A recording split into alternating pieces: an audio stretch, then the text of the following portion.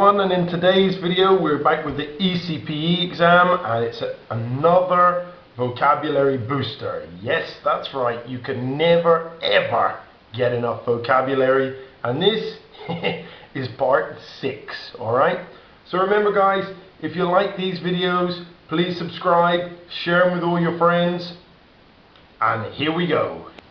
10 words incoming. So the first one, to stagnate, the verb to stagnate.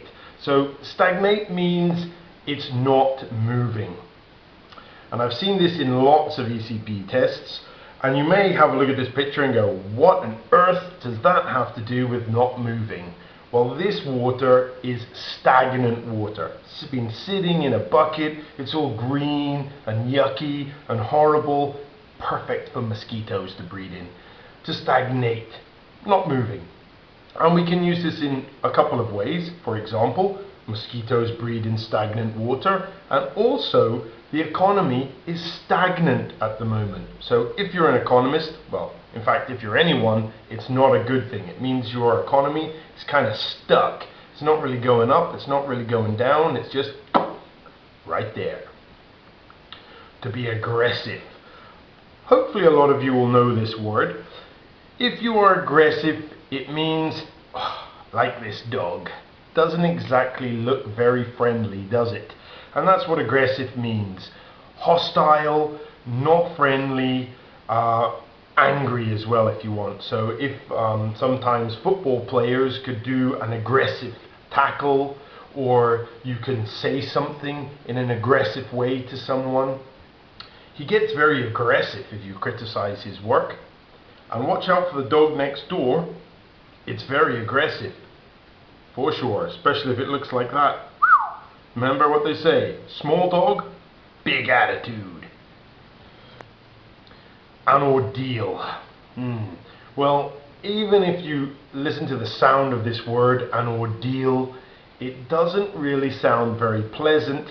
And indeed, an ordeal is something that is basically long, drawn out, painful, and generally not very enjoyable. Like as you can see here, there's nothing worse than being stuck in a traffic jam for ages and ages. So you could say getting home from work was a real ordeal. Another example, if you're in an airport and your flight's delayed, oh yeah, 4 or 5 hours, it turns into a real ordeal, a nightmare. An unpleasant experience. Traveling to the island was a real ordeal. To disperse. Alright, well, to disperse something basically means to break it up, to split it up, to separate it. As you can see here, there's one of these specialized water trucks with a water cannon, which the police use to disperse protesters. Also, they'll throw tear gas as well, you know, all the tear gas, and to disperse people, separate them, break up. The police used the water cannon to disperse the crowd. Looks like great fun on a hot day though, doesn't it? Wow, I would love one of those bad boys. Alright, to elaborate on. This is a really useful phrase, because to elaborate on something usually means to give extra information about it. So someone could say something and you could say, could you elaborate on that? More information please.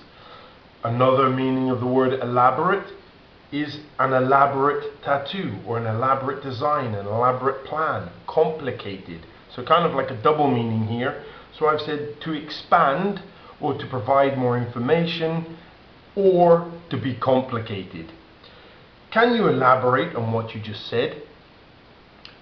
She has a very elaborate tattoo. And indeed, that one is nice. To be captivated by. So, if you're captivated, you're mesmerized. You're completely focused on something. Yeah, maybe you're a football fanatic and your favorite team is playing. You are, wow, just completely focused. A lot of people now are captivated by their mobile phones, you could say.